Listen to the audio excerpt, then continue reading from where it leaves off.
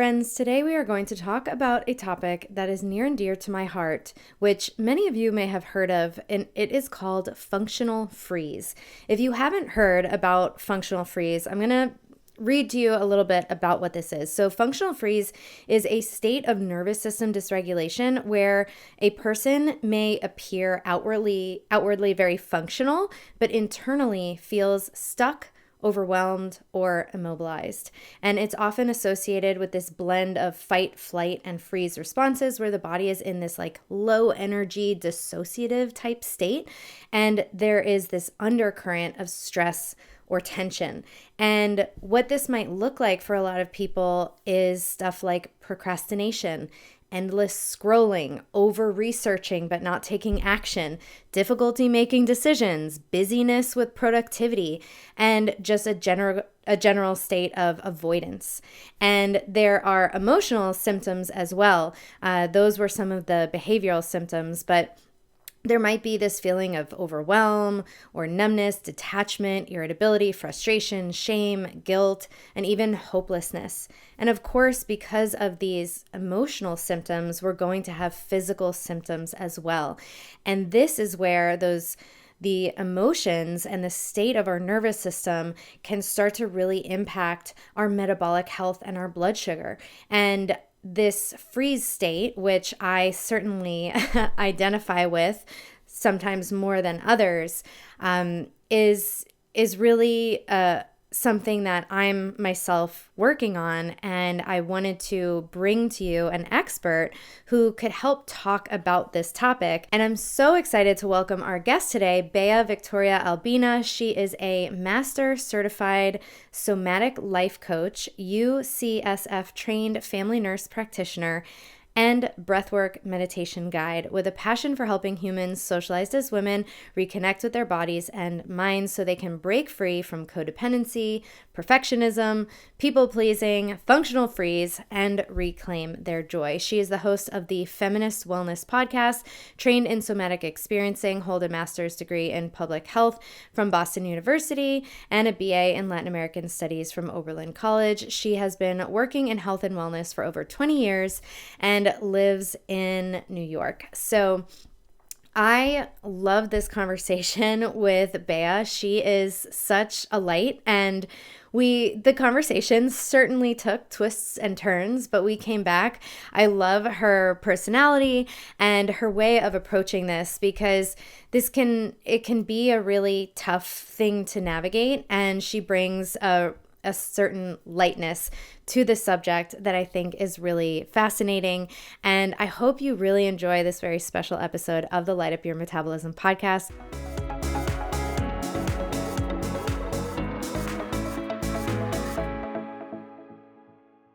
Bea, welcome to the Light Up Your Metabolism podcast. I'm so happy to have you here. Thank you so much. I'm thrilled to be here. Yeah, I'd love to hear your story about how you got started with your own mental health and what brought you to sort of talking about the topics that you talk about and your passions around these subjects about functional freeze and nervous system. Yeah, well, what I find most fascinating is just how amazing our brains are at seeing patterns when we really clue into it, right? And so what brought me to do the work I do is seeing patients. So I'm a nurse practitioner by training. I trained in functional medicine and regular allopathic medicine. And I would just see patient after patient after patient with the same sort of underlying nervous system dysregulation presenting as, take your pick, thyroid issues, autoimmune issues, tons of GI issues, IBS, SIBO, et cetera, depression, anxiety, so many issues where I would do the right test, find the right bugs if there were bugs, treat whatever I would find on a DNA PCR. We'd do all the right supplements, all the right nutrition, like all the right things per my pretty extensive training. And folks wouldn't get better, or they'd get better for a little while and then they'd feel like blah, and they'd get better and then blah. And it was like this roller coaster that I knew I had to get to the bottom of, because I'm the kind of nerdy nerd who like won't take I don't know for an answer. Like, I'm going to figure it out, right? And so Yes. in all that hunting to understand what was really happening for my patients underneath it all, I realized that so often it was the nervous system.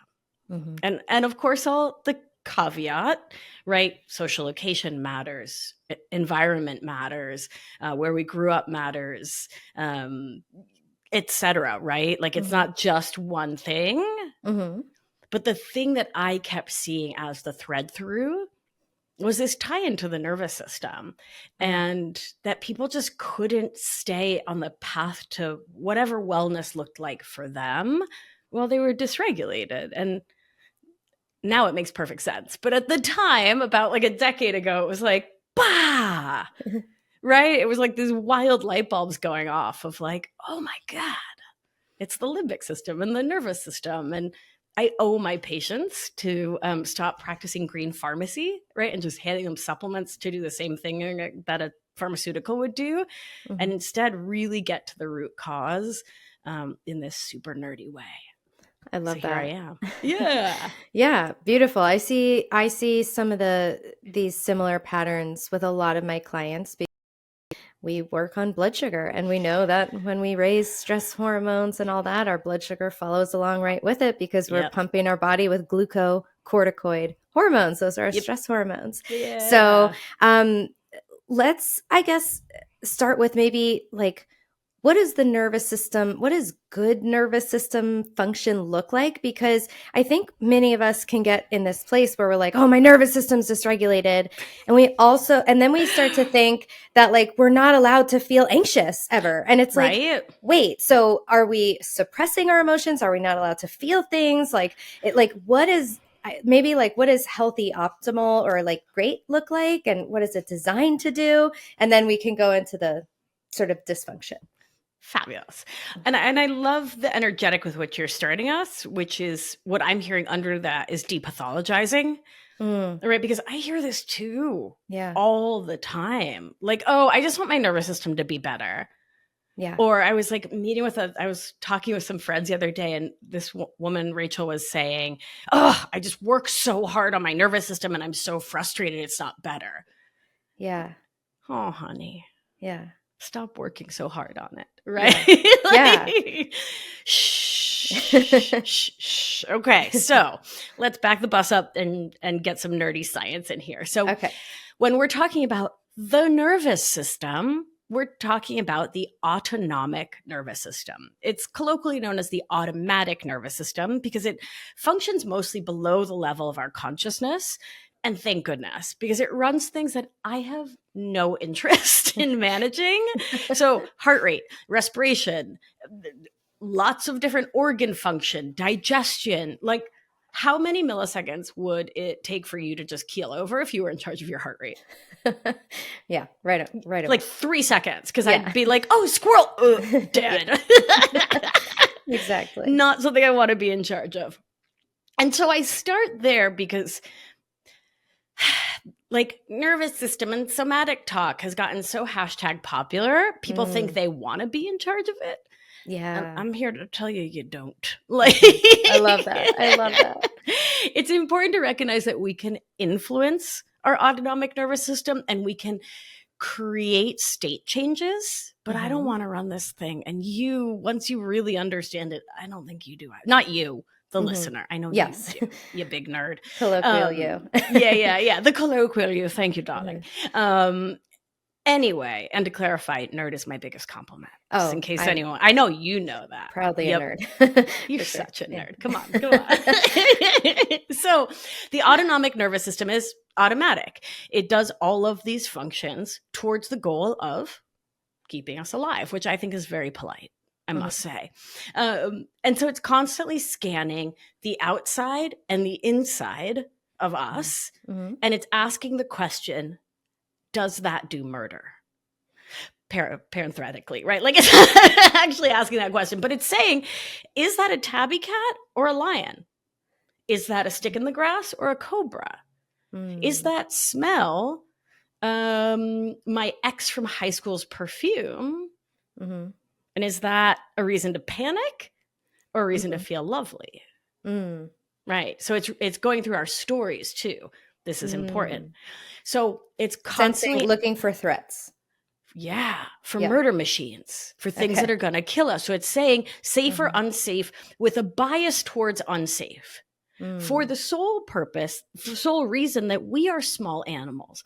And don't Mhm. come at me, I'm 6 foot. I don't care. You're not a I'm rhino. only 5, so I'm 5'3" and 3/4. And you gotta claim the 3/4. You know what I mean? Well, I'm Are you 5 5 foot on and the one dot? half. No, I'm 5 foot and a half an inch.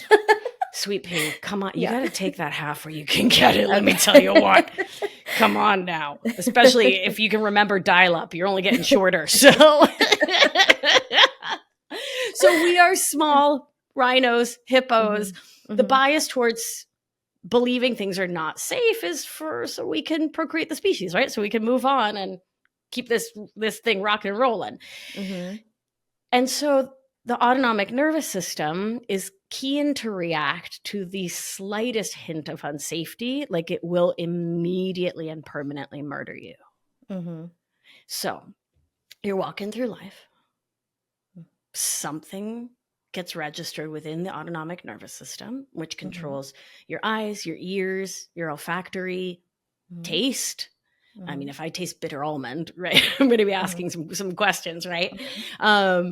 Something activates the channel of unsafety. Your body goes into what's called sympathetic activation. I just think of it as alert. It goes into the alert, into the fight or flight nervous system, and seeks to escape, right? Either by running or by fighting. If that's not possible, right? So let's say there's a lion chasing you and you can't get away, then that same autonomic nervous system will collapse into what's called dorsal vagal. And dorsal, I just remember you've expended all of your energy. You've run as fast and as far as you can. You've tried to punch that lion in the nose as many times as possible. And so what do? You pretend to be dead. Yeah, you play dead. So dorsal dead. Right. So this is what possums do. It's a possum playing possum. It's a deer in the headlights. You're ever driving down a country road and you're like, little green eyes. You see 2 big fluffy ears. Every bunny will do this. I'm a stone rabbit. Yeah. Because what do big predators, they don't eat dead animals, right? If you didn't kill it, you don't know why it died. It's kind of Savannah 101, right? And so my cats are like torture creatures endlessly because they need to really make sure it's alive. So yes, I can. It's so sad, but I can. It's so sad. I just watched it happen with a poor moth in the yard. It's okay. I know. I'm so sorry. God bless poor the moth. moth. Yeah, Godspeed you, little moth. But yeah. And so, we are in that process of playing dead.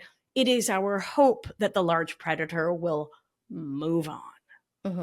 Now, let's make this slightly most people, I don't know about your audience, but my podcast audience is generally not chased by lions. Generally not over here. Not chased. Okay, great. Yeah. Perfect. So let's do a slightly more relatable example. Sure. I've had this happen to me about 473,000 times. So,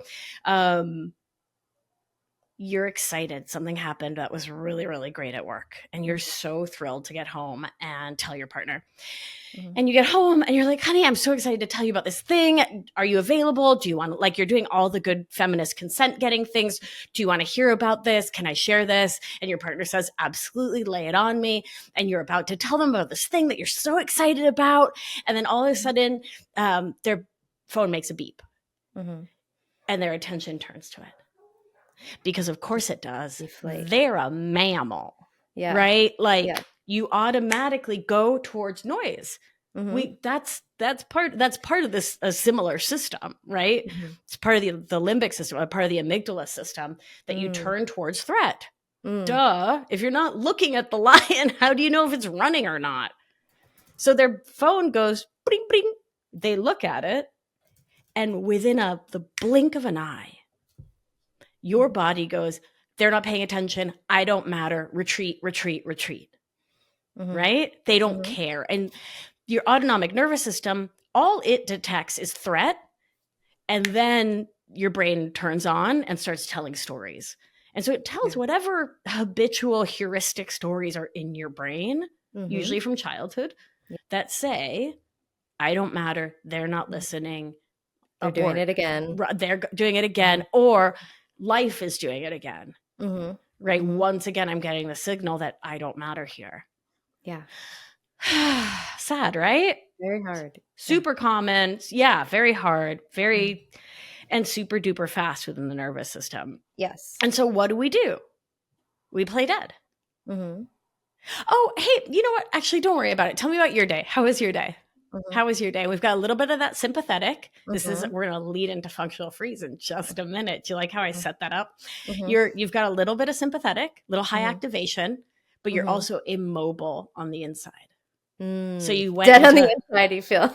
Exactly. Yeah. Exactly. That's what it is. It's like a killjoy. It just like you feel dead on the inside. Exactly. Yeah. So in the classic disconnect dorsal freeze state, the body's essentially playing dead because there's overwhelming threat. And functional freeze, which we're about to talk about, can be the steady state of someone who moves into this kind of an activation really quickly and easily. How is that for a setup? That was good, That's right? Great. Yeah. That was pretty great. So do you want me to talk about normal physiology first before we go into patho? Yeah, that would be great. Cool. Okay. So, I use the word normal and then I'm like, is that the word I meant? Not really. Because like, I think we can all use it loosely, but. Okay, let's use it like loosey-goosey, folks. Yeah. Okay, promise, put your loosey-goosey ears on. I don't mean normal to say that something is abnormal and pejorative. I just mean like here's a typical nervous system response maybe. Yeah, like the textbook physiology. For sure. Is scary happens. When scary's gone, you return to what's called ventral vagal, which is the safe and social part of the nervous system. Yeah? Okay. It's, I remember central bagel because what's better than bagels? I mean, pizza bagels, obviously. Well, but this is a blood sugar podcast, so many of my people aren't having that. However, okay, but what if you had like a whole head of broccoli and then some coconut oil and then some bagel? Well, yeah, maybe. I mean, that's the best order if you're going to do it. Come on now. But I'm a New Yorker. I have to talk about bagels every podcast, I'm right? from New York. Yeah, I know. You get it. I know. What's up? All right. So anyway, we were about to start talking about our favorite bagel shops because it's mandated. Also, La Bagel Delight on 7th Ave. Oh, not financially sponsored, but just love that place. Anyway. So, returning to ventral vagal is the goal of the mammal. Pretty much any system we're talking about within our human anatomy and physiology, like we're always seeking that return to a homeostatic center, right? Whether it's iron or blood sugar, like your glucose doesn't want to be at 60 and it doesn't want to be at 475 either, right? Like it always wants to come back to homeostasis. Now that's what the nervous system, the autonomic nervous system wants as well. It wants a regular heartbeat, regular breathing, regular digestion, regular thyroid. I mean, like, and none of that is possible when you're in sympathetic fight or flight, anxiety, worry, stress. Nothing's happening to normal, within normal limits within our physiology. Same when we're in dorsal. When you're playing dead, your heart rate's, you're not pumping air and you're not moving oxygen, you're not moving iron, you're not moving nutrients. Like you're not doing what you need to be doing. So the body wants to come back to ventral vagal. So, is that parasympathetic? Where does that fall in? Okay. So sympathetic and parasympathetic are the two main branches. Okay. And then what polyvagal theory, the work of Dr. Stephen Porges, PhD, teaches us is that parasympathetic has two branches, and those are ventral vagal and dorsal. So dorsal is the evolutionarily oldest branch of the autonomic nervous system. Dorsal dead. Okay, got it. Dorsal dead. Dorsal dead, which makes sense because you're like T-Rex. Yeah. Just like play dead. Yeah. Yeah. And I often remember that because like a T-Rex can't see you if you're not moving. Oh, Interesting. Yeah. Isn't it cool? Good to know in case I run into one. Yeah. Listen, I'm really glad that this show has equipped you with the skills you need for your next T-Rex attack. It happens more often than you'd think, and people just aren't talking about it enough. So I'm glad you heard it here first, folks. So that's good. Helpful though with the two, like so sympathetic, fight or flight. This is when we're perceiving a threat, we're running, we're fleeing. And then we go the other way, but like maybe too far the other way, playing dead, when we feel like we can't outrun or outfight the threat. And then, but what our body's looking for is if there is a threat. Yeah. So we'd go into sympathetic and then return to parasympathetic. And that's okay. I think that that's what people are like, because the word nervous system is, and so thrown around that, oh my God, it's people think that, oh, I feel anxious. Like, oh, my nervous system is dysregulated. It's like, well, anxiety is a natural response. Sometimes it's actually an appropriate response to certain things, right? Yes. Oh my God. If I saw a T-Rex right now, I hope to all possible gods, Athena through Zeus, that my body would go zoom, adrenaline. Mm-hmm. I would find the biggest thing to hide behind, and then I'd play very dead. Mm-hmm. Yeah. But also, like, New York City, right? Driving in New York, like, you got to have your adrenaline on. Yeah. Right? Even just being a pedestrian. Listen, I think that's probably 10 times as dangerous. But people walking too slow, boom, sympathetic. Why? Why are they walking? Can I tell you, in the pandemic, walking through Brooklyn with no tourists on the street, it was a magical time in the worst of all possible times. But it was really nice. Everyone was walking real fast. We had nowhere to go. Yeah. Nothing to do. But everyone was still walking fast. Yeah, we were. Because my accent just came out. Did you hear that? Loved it. I loved your accent. You know where my accent comes out? It's the word dog. Yeah. But yeah, like, I sound like this until I say dog. But let's say you're walking down the street and all of a sudden a rabid dog starts barking at you.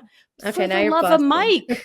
I know. The line between New York and Boston, it's really sad when my voice goes from New York to Boston without my consent. And that sends me into sympathetic activation, which would be normal. My heart normal for a New Yorker. Sorry. Normal for a New Yorker. Forget about it, Boston. Yeah, you guys would feel the same way. Listen, we love you. Listen, we do love you, but not really. But we do. But anyway, moving on. Listen.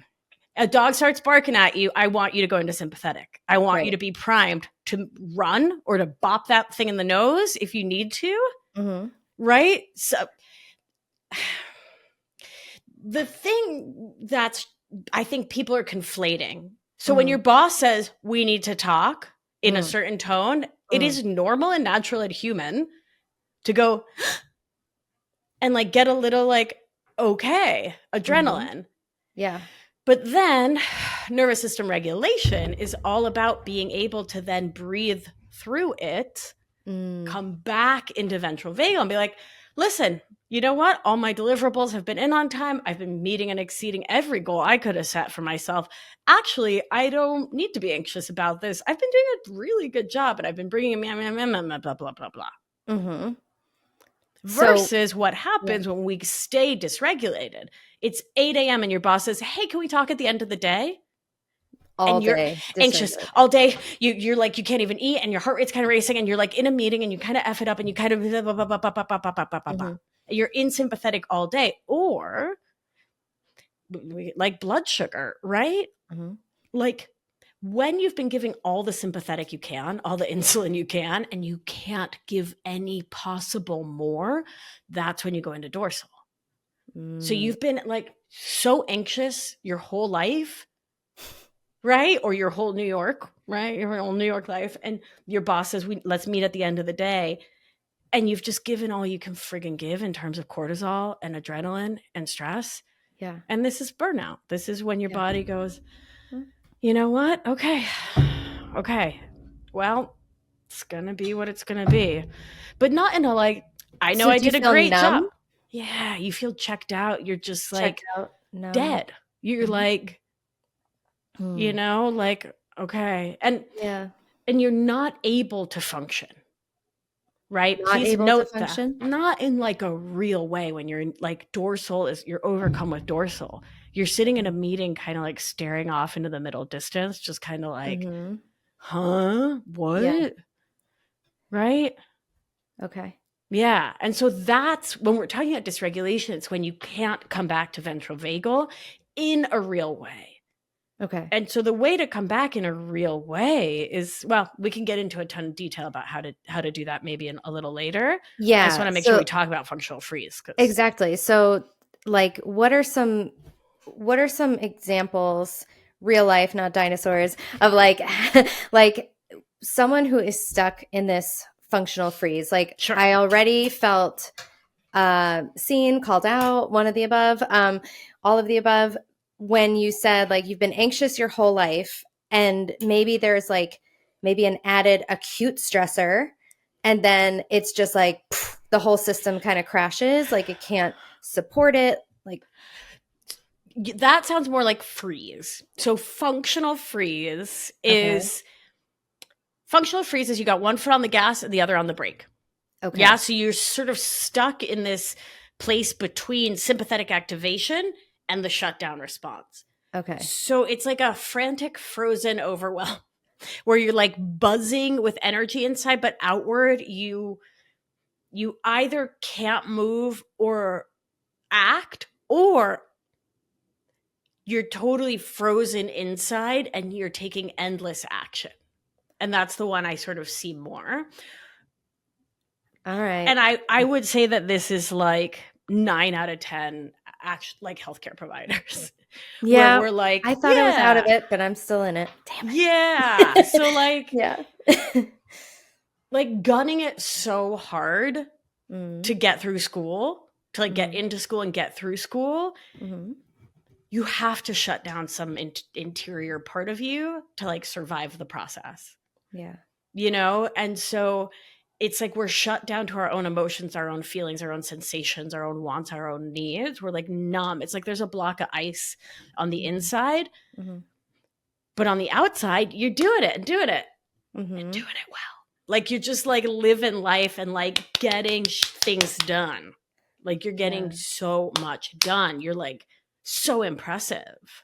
And so when we say functional here, it's really just to distinguish it between a person who can get up and put on pants and drive a car and like do the activities of daily life versus someone who is in a freeze that is unfunctional. Right. It's not dysfunctional. It's really, but they're not really functional. They're catatonic. Yeah. Like on the couch, can't get out of bed. Yeah. Or at Bellevue. Yeah. So like 10 out of 10 freeze is catatonic at Bellevue. Okay. You're out of it. You're done.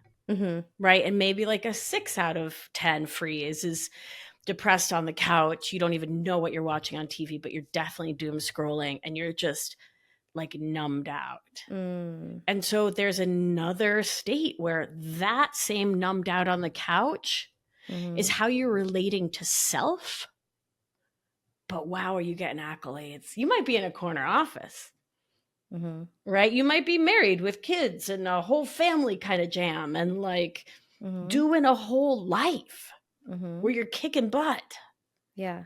But then someone says, how you feeling? You're like, yeah, you know, we were thinking about going on vacation. And I'm like really excited because like, oh, I've really been wanting some sunshine. And your buddy's like, I asked how you were feeling.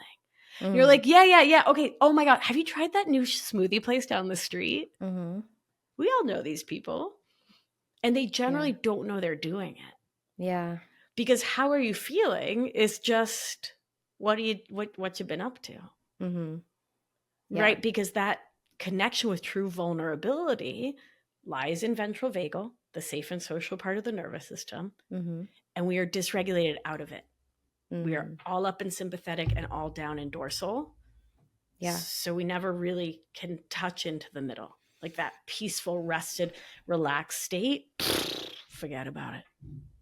Forget about it. Jeez. So Jeez Louise. I really thought that I was out of this state, and I do not think I am. Oh, peanut bear.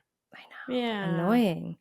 It's like, sorry. No, it's okay. It's like feels like a therapy session. Like as soon as you said that, I was Awesome. like, oh, I gotta feel more.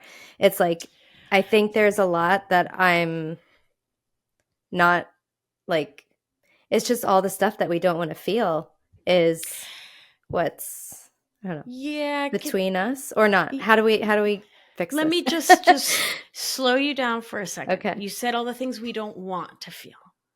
Okay. Yeah. So be gentle, slow your roll for a second, because there's a difference between want to feel and have the capacity to feel. Okay. Yeah. Important.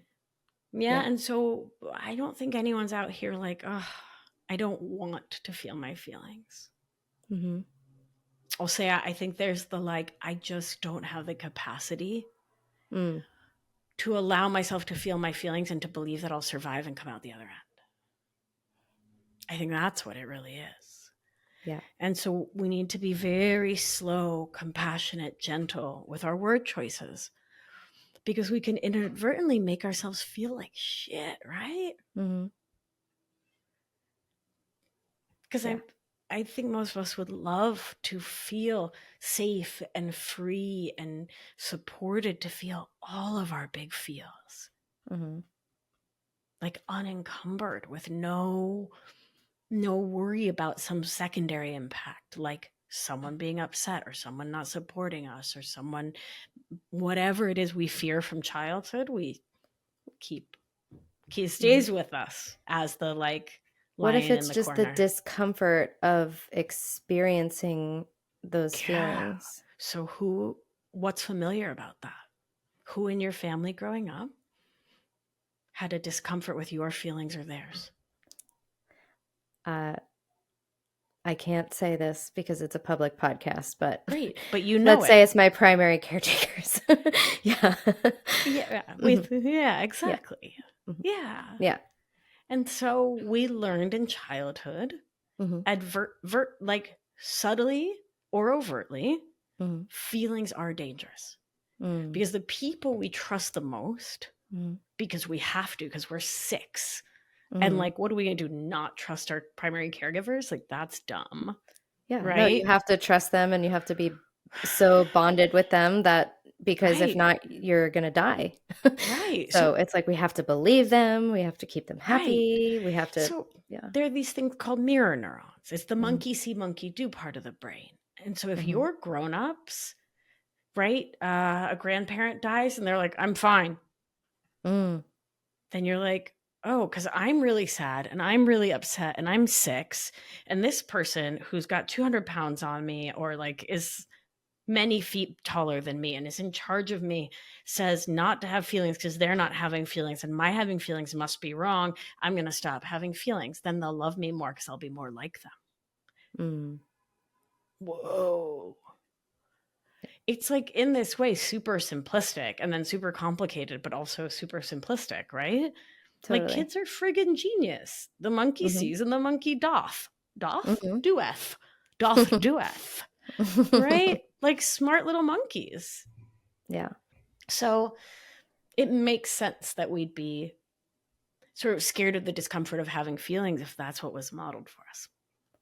Yeah, absolutely. That's Yeah. a definitive pattern in my family of origin for sure. Yeah. I So, think in yeah, most of ours, though, like, I think absolutely. most people in the US of our age range, Mm-hmm. right? Like millennials, Mm-hmm. baby Gen X, like, Mm-hmm. Yeah. we did not come from boomers with, a safe and secure attachment to their feelings. It's just not, No. and that sucks for that generation too. It sucks for the boomers that they were also raised to not feel their feelings, and that feelings were dangerous and feelings were a problem. Yeah, You totally. know? Yeah. I love the meme that says, in my generation, we didn't all go to therapy. And then there's a kid that goes, it shows. It shows. It totally shows. It cracks me up. Yeah.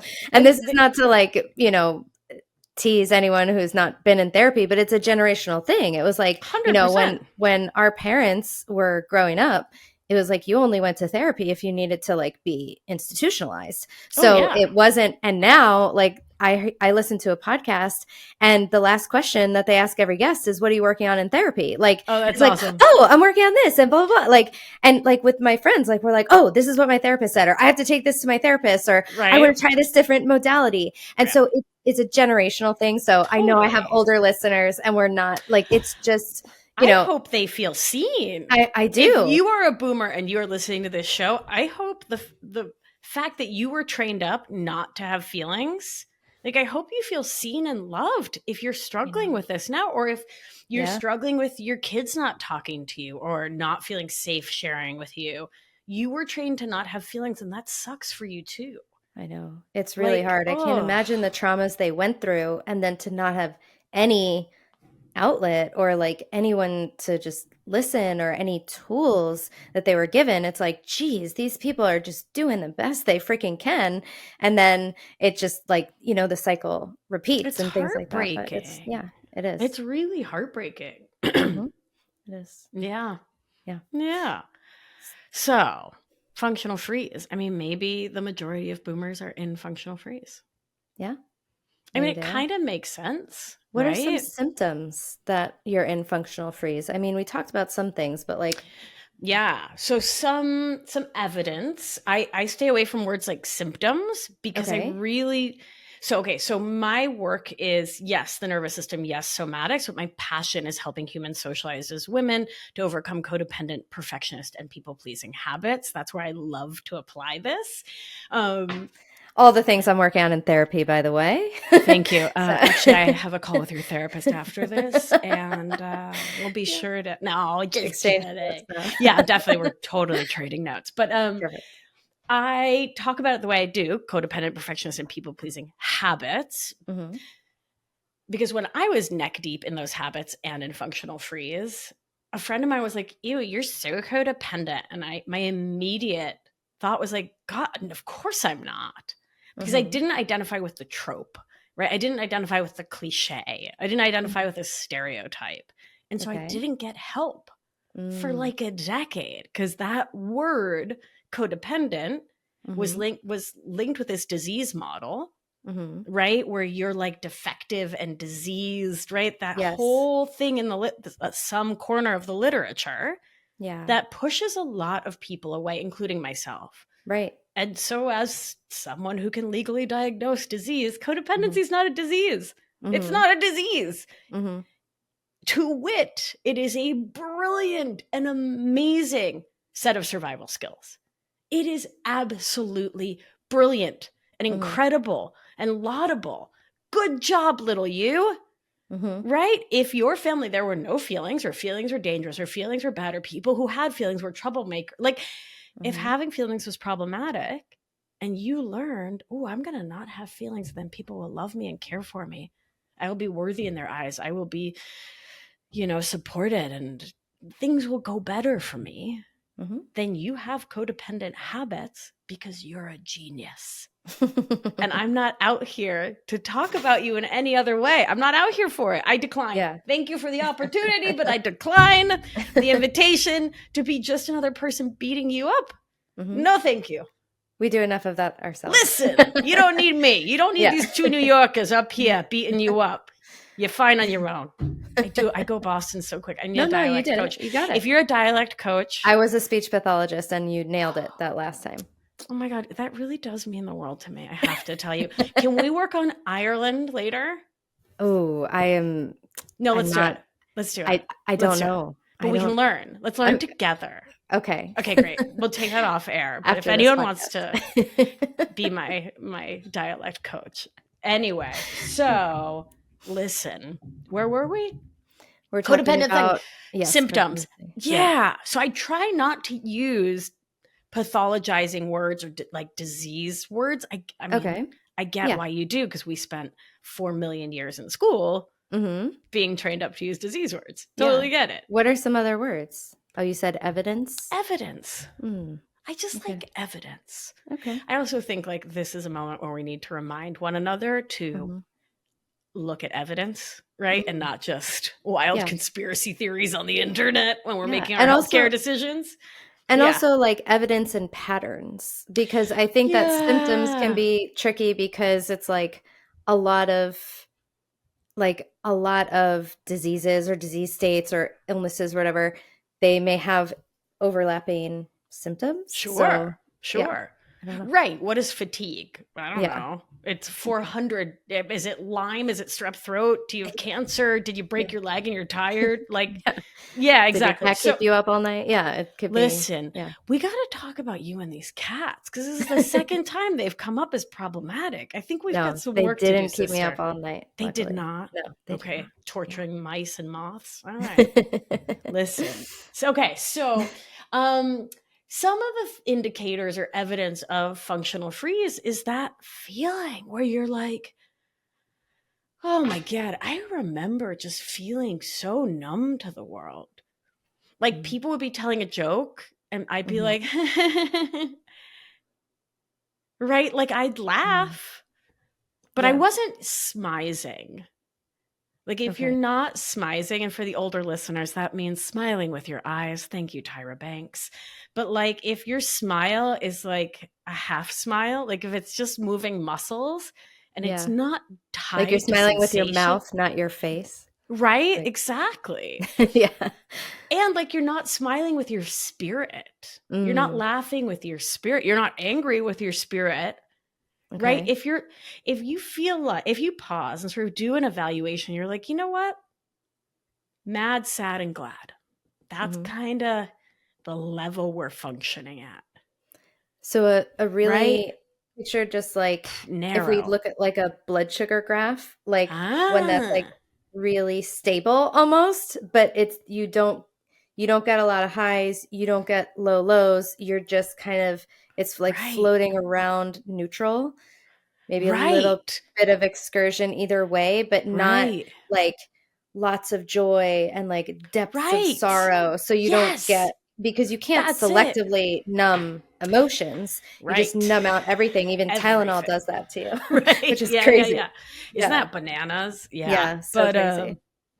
But yeah, that's exactly what it is. I'm trying to think if there's some way that like A1C could be dysregulated while you'd have a normal glucose. Because that's kind of what it is, though. Like there's dysregulation in the background, but the emotion chart is staying flat. Say that one more time. So you're trying to figure out the it's like there's I was trying to like make a metaphor for your people, but well, A1C can be normal oftentimes when someone has lots of highs and lots of lows. Perfect. But yeah, because it hasn't caught up yet. Yeah, exactly. It's just the average is good, but this, I don't know. Maybe it's reversed. Why don't we work? We're going to work on that. We're going to work on the analogy. We're going to come back. We're going to have analogies. We're going to have metaphors. We're going to have similes. It's going to be just a grammar party around here. It's going to be so good. So tune in. But yeah, everything is muted. Everything is a little numbed out. Like the edges are flattened. And you're just, it's like the lights are on, but you're not fully home. Okay. Right? And it's like, yeah, someone gets you a great present and you're just like, oh, wow, thanks. Or it's like logically in your brain, you can be, because this happened to me with like a gift or something where it's like a friend really, really showed up for me. And I was like, oh my gosh, that is just like so beautiful. And I said, like, I feel so grateful, but it's like, I was logically like grateful, but I couldn't feel it. It's like the feelings are, I can't find them. Yeah. Yes. Yeah. Oh, that's so good. I can't. Oh, I'm fully in this, so I'll keep trying to describe what my life is like. Honey bear. But it's like that like I can't find them. Yes. I think that for me hits it on the head of what it felt like for me of like, I know that capacity is in there somewhere. Yes. But it's like, you know, like after you move where you're like, oh, I think the juicer's in like one of the kitchen boxes. And it's one of those 5, but I can't find it. But it turns out it's in the hall closet and you're like, farts.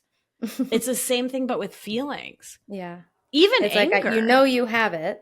Sure. You've seen it before. I just started feeling anger for the first time my whole 2 weeks ago. I just got in touch with anger. So Wow. total like recovering people pleaser, perfectionist, codependent, you name Yeah. it. I started doing EMDR, and in the EMDR Oh. sessions, I would get like my head would you can basically visualize anything. Just for people who Yeah. don't know it, you're kind of like visualizing things as you're moving your eyes side to side. And so I'm just visualizing a memory, and in the memory, my head gets so big and my voice is so loud that it's like knocking people over. And then I take this like Whoa. crazy magical sword and I'm just like slashing into things, and everything I hit with the sword just like crumbles. And then I have a giant boxing glove on my hand and I'm punching people. And I'm like, oh, I think I have a little bit of anger and Little rage bit. inside. Little And bit. like, yeah. And I would have told you before that like the most anger I've ever felt was like, just, I'm like, oh no, I'm not mad. I'm just like resentful, or like, oh no, I'm not mad. I'm just annoyed. Like just that low level underlying brewing. Like that's all I feel. Women are socialized to be allowed to feel in a sense. Mm-hmm. And I think that, anger is a really healthy and appropriate response if someone is like yelling at you or violating you, or a lot of reasons. There's a A lot of lot reasons of to cheat things. from you. Yeah. Like you should feel angry, but we never do. We never do. Like I was talking with a new friend and she's like, well, I'm not angry or anything. And it's just like, girl, he cheated on you. Like you can feel angry, Ooh. so it's like this denial, like we're constantly repressing feelings. And it's like, yeah, I know I have anger in me. I've seen Inside Out. There's a little red guy and he's angry and he comes with everybody. And I'm sure I have one in there, but mine was just like locked up in the basement or something. Mm. Yeah. It was like, no, you're not allowed out. Not allowed out. So Yeah. wild. Yep. Yeah, it's really intense how those all those pent up emotions will come out sideways. Right? Like Yes. I feel like resentment, irritation, annoyance, frustration, like all those like things that it is somehow okay enough ish for human socialized as women to experience those things, kind of ish. Yeah. I'm not mad. But I'm just like frustrated. the actual anger that moves mountains and makes things change Mm-hmm. is unallowable because it's dangerous for the system, right? Yeah. Crazy. Yeah, it's Wild. bananas. Yeah. So, okay. So Okay. So, I feel like we have unraveled that, experiencing a normal human emotion is not nervous system dysregulation. no, It's it the is not. inability to sort of come back to a ventral vagal state. Balance, yes. So it's the up and the down. It's like if your blood sugar went up but couldn't Yeah, come down, that would be right. dysregulation. But Yeah. if you Go to eat a the cupcake, ER. yeah, like if you eat like a bagel, your blood sugar is going to go up, and then it's, hopefully it's going to come down. And what we don't want it to do is come down too far where we're stuck in that like dorsal. That's like the Yes. reactive hypoglycemia. Exactly. This is, Yeah, wait, I think I we're know. getting there. We We promise are. metaphors. Yeah. We're And I getting think there with the the blood sugar reactive metaphors. hypoglycemia is actually the one we The were looking dorsal for. vagal. It That's the is. dorsal vagal. You're like checked out, like your eyes are wide and you're like, wait, Mm-hmm. what? There was a tsunami? What? Yeah. What? Mm-hmm. What? Yeah. It's like I should Yeah. be feeling more upset, but I'm kind of numb. Which is like, man, I Yeah. haven't had reactive hypoglycemia in so long because Mm-hmm. I'm so strict about my food come by Yeah. order. Yeah. Man, that stinks. Yep. Like, what a lousy feeling. Yeah. Ugh. I primarily work with hypoglycemics.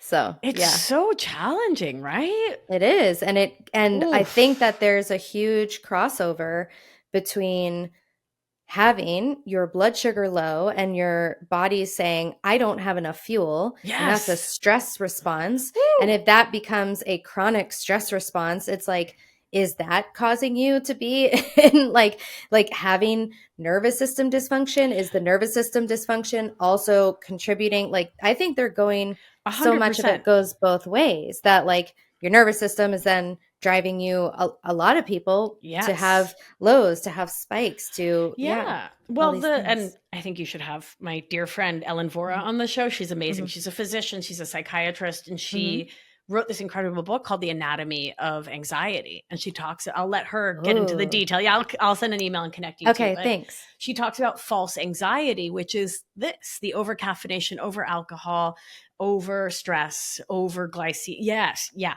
I'll Ooh, love hush it. so we can let Ellen talk about Ellen's brilliance. Okay. But yes, of course, blood glucose and stress Mhm. reaction mirror each other, because Mhm. when pancreatic panic is full body panic, right? Yeah. I mean, Yep. yeah, low blood sugar is a crisis moment for the brain, because Yeah, it's as not your getting enough listeners fuel. know, you can only eat two things, glucose and ketone bodies, and it takes a hot minute to make Mhm. those ketone bodies. So like, Yeah. yeah, panic. Yep. Yeah. I Exactly. would bet that your listeners know better than anyone what this nervous system roller coaster hot mess like truly feels like. Oh, absolutely. Truly, Yeah. truly feels like. And so functional freeze Mhm. is, if you can imagine taking that, oh my God, I ate the cupcake. Oh my God, Mhm. all the Mhm. frosting, like not just like a little cup, but like Mhm. like the county fair cupcake. Yeah. Mhm. And you're just buzzing and you can't really feel anything, but you can feel everything, and you're like made of light, but you're also kind of feeling crazy. But inside of you is the deepest, darkest reaches of profound reactive hypoglycemia, where you're like, Mhm.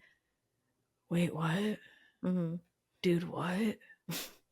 What? But you're on fire, right? Like it's both of those at the same time. Yeah. And that's functional freeze. And it Functional freeze. sucks. So how do Sure. we Yeah. get out of Get it? out of Like, it. yeah. Is there a Yeah. way? Show us Yeah, the of way. course. Of course. This Okay. is what I do with my clients all day Mhm. long. This is my jam, Okay. is the remedies for this. And Okay. what the average bear doesn't want to hear is Mhm. that the primary remedy is slowing down. Mhm. Because everyone wants the silver bullet. Everybody Mhm. wants the Mhm. quick fix, right? There's no nervous system Ozempic. Right? Mhm. There's no like quick. I Yeah. don't have a quick solution for you, because it literally antithetical to the work one is doing when one is healing the nervous system. Yeah. We are animals who are meant to go slowly and to move That's through life crazy. slowly. We're not meant to be living how we're living. I mean, come on. And I'm a city girl through and through. Do not drop me in the country. I will not survive. Like, emotionally, I will not survive. I need people. I need Mhm. city. But I recognize that it's not the human steady state, right? It's not our No. homeostatic state, like at all.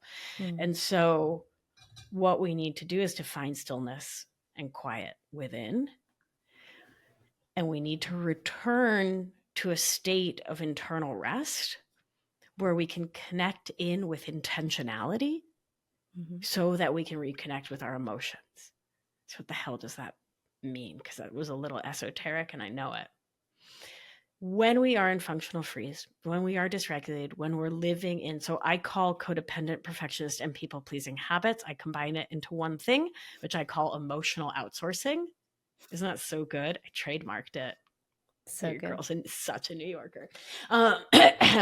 So when we are living in these states where we're not fully at home in ourselves, we're outside of agency. We're not making thoughtful choices for ourselves and our lives, because we're living from habit, because we're in survival states. Mm. With me so far? Yep. Yeah. Yep. So how do we get out of survival? We move into choice. Choice, Okay. intention, agency, that's the antidote to survival states. Choice, intention, and Agency, all agency. other words Yeah. for the same thing, right? Okay. Deciding what you want your day, your life, your Mm. day, your year, your life to look like, moment to Mm. moment. So, first thing in the Okay. morning, what do most people drink first thing without Coffee. thinking about it? Coffee? 100%. Not my listeners. We eat breakfast first. You eat your fiber and then your protein and your fat. Come on now. Yep. But yes, but most people, before they found you, We're drinking a Dunkin', Yeah. extra. Now that's real Boston. Give me a Dunkin' extra. But So yeah, what they do you drink do? coffee in the morning. And what is Right? that? From habit. Yeah. Not from pausing, not from listening to the body, not from asking what's best for me. What do I want today? What do I need today?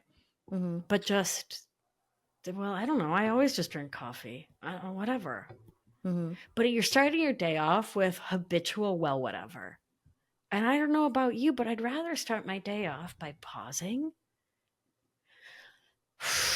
breathing, coming into my body. And if you're like, what the hell does that mean? Don't worry about it. Just ask your body, what do you want to drink? And if you're like, well, I've never heard my body before, don't let that stop you. You talk to the cat. I know you do. 100%. I You talk know to what all I mean? three of them. Listen, all the time. Right. So ask your body. And if you've never done it before, cool, welcome. What you want to drink. And I start there because it's free, it's accessible, it's so simple, it's dumb. But you start your day off with putting actual you first. And you give your authentic self, your authentic desire, the chance to shine through, which most of us don't. So then if your body says coffee, cool, who cares? Drink the coffee. Not in a blood sugar way, but just stay with me because it's my go-to shtick. But then for lunch, ask your body, what do you want? Don't just, you see where we're going? What we need to do is to break the habit of habit so that we can start to let the body communicate with us in ways that are hopefully like low trigger risk. Do you know what I mean? Not like, hey, body, should I talk to my mom today as like the first thing, right? But like whatever you normally wear to work before you get dressed, ask yourself. I think you know where I'm going, right? Yeah. Start asking yourself these little teeny tiny questions throughout the day so that you can start to hear your own voice. Yeah. Because once we can hear our own voice, we can start to really hear our own emotions. Because our bodies can feel a little tiny bit safer communicating with us. Because we've shown ourselves, I can listen in this one teeny tiny, super small way. And the body trusts you to listen a little more and a little more and a little more and a little more. Yeah. So I have a friend and she has her own business and she does a lot of public speaking and talking. And lately she's been having a lot of like anxiety around the speaking and she's struggling with it a lot. And, you know, I was chatting with her and I was like, I feel like you are like your body is telling you this is no longer what I want to do. Like you're not all of a sudden becoming an anxious person. I feel like maybe it's your body talking to you and saying like, I really don't like this. I really don't like this. And so it's like it can I think be hard to weed out sometimes.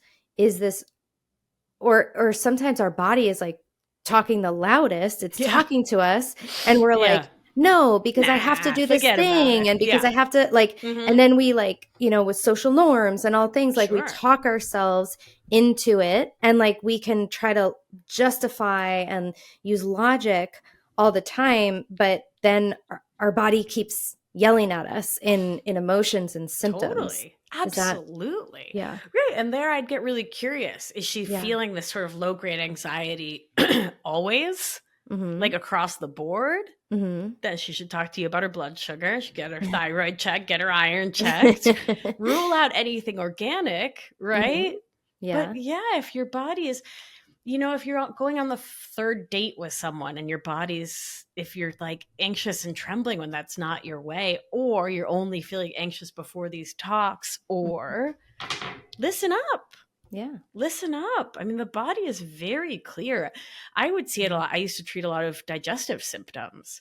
Yeah. Right. And people be like, yeah, I don't know. I just like, I'm fine on the weekend. But before I go into work at like this massive Wall Street trading floor, thing, I feel like I'm going to poop myself. And I'm like, oh gosh, I wonder why. Yeah. I was never condescending like that, of course. Yeah. But like from here, I'm like, baby, Yeah. of course.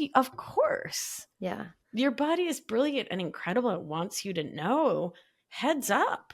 Mm-hmm. Listen up. And the thing to remember, humans run by 3 biological imperatives, one of which is the conservation of energy. Mm. It rules our lives. Our bodies don't want to waste energy. Why? Every calories are units of heat, they're units of energy. Each one you're burning up, being anxious, is glucose that's not going to your brain. Right? So your body's really thoughtful. It's not just like, I'm going to get anxious for fun now. Like, come on, kitten. Come on. Conservation, right? Yeah. We're not wasteful. We're not cellularly, energetically wasteful as animals, right? As humans on this planet, unfortunately, we've gotten very wasteful. But within our bodies, we're not wasting that Krebs cycle on nothing. Right. So if you get anxious, it's because there's a deep signal that something is off, something organic or something in your nervous system, right? Your body's signaling little flag on the play. And that's the time when we should, I talk about how we are taller toddlers. I've been using this metaphor for like 15 years now, and I love it. Because we forget that we're just little petulant 3-year-olds that got taller somehow and paid taxes. But we need sunshine. We need a really good poop. We need to drink water. We need time with our friends. We need story time. We need cute aminos. Like, we need the basis. We need good nutritions. Right? Yeah. Like, we need the things that toddlers need. Just because we're taller, who cares? If those things are off, you're going to be anxious. Yeah. You're just going to be anxious, baby. It makes perfect sense. Your nervous system's, it's a pretty smart, complex system that's also wicked simple. Right? Yeah. Yep. I love that. So what can we expect when we're coming out of functional freeze? Because so I much assume crying. it's See, this is what I knew was in, I know this is in front of me. I've cried so much, and it's more. Yeah, and it's not just for, my fellow emotional outsourcers out there and recovering perfectionists and all that.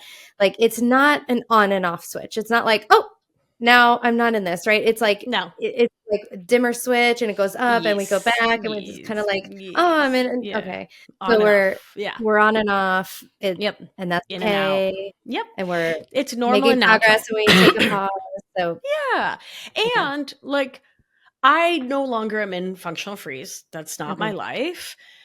When certain massive world events happen, I can feel my nervous system kind of like getting revved up but shut down, revved up but shut down, right? And I have the skills and tools now because I've spent so long asking my body questions, stepping back into agency, stepping back into my intuition, that I can regulate my nervous system, right? So I can give the sympathetic what it needs so I don't shut down all the way. Yeah. But until you have that, it is normal to sob. It is normal to just be driving and you just get so angry you have to pull over and hit the steering wheel. And you're like, where did that come from? 1986. And then again, February of 1994. Ooh, that was a doozy. But also 2002. Who cares? Who knows? Right? It's ancestral. Whatever. Just let yourself feel it. Because you've probably been not feeling for a long time. And then the laughter. I remember, so I got divorced I don't know how many years ago now. It's all a blur. But I remember I was in such deep functional freeze in that relationship. It was super terrible relationship, deep in the freeze for survival. And I remember the summer after I went home to Argentina for a couple months, came back to New York and was at a friend's house. And somebody said like the dumbest thing. And we just all started cracking up. And I remember the feeling of actually laughing with my whole body for the first time in years. Wow. Years, just like, and I couldn't stop laughing because it was like this whole, it was like rocking my whole body to just like actually feel hilarity. Mm-hmm. And like really like, yeah, just be so deeply able to feel how funny something was. Love that.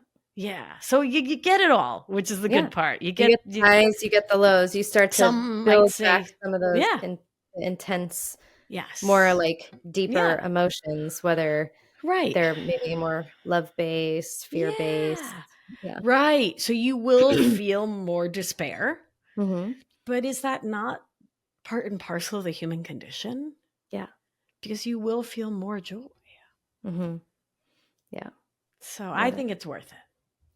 I love that. Yeah. Beautiful message. Is there anything else that you'd like to share before we go? I know I feel like we could chat for hours. 100 hours. I think we'll let the poor people rest and digest and like integrate all of this. Maybe I'll come back. We can talk more about emotional outsourcing. I wrote a whole book about it, and so I'll come back. We can talk about it. Yeah. Okay. Yeah. Sounds good. Yay. Perfect. Awesome. And where can people find you? We'll make sure to link everything in the show notes. You have books? Like, tell us about what your offerings are. All the things. My book doesn't come out until October 2025. Ooh, I cool. know. Congrats. It's exciting though. Thank you. Yeah, we'll be doing all the pre-order and all that stuff soon. But if you head over to my website, my name is Beatriz, which is like Beatrice, but in Spanish, Beatriz. And who doesn't love having a Z in your name? I feel like Zorro every time I write it. It's very exciting. So if you go to beatrizalbina.com/light up, because this show is light up your metabolism, you can download a whole suite of meditations, nervous system, balancing exercises, orienting exercises for free. They're downloadable. They're yours to keep forever to say thank you for listening to the show. Isn't that fun? Love that. Amazing. Yeah. Thank you so much. Oh, my pleasure. Yeah. And you said you have a podcast? I do. It's called Feminist Wellness, and it's free wherever you get your podcasts. Amazing. Yeah. All right. Well, it's been a blast. It's been so much fun. How was that an hour? Ups and downs. We've had divergences. We've talked about T-Rexes and bagels and accents, and we've landed here. So we made it home.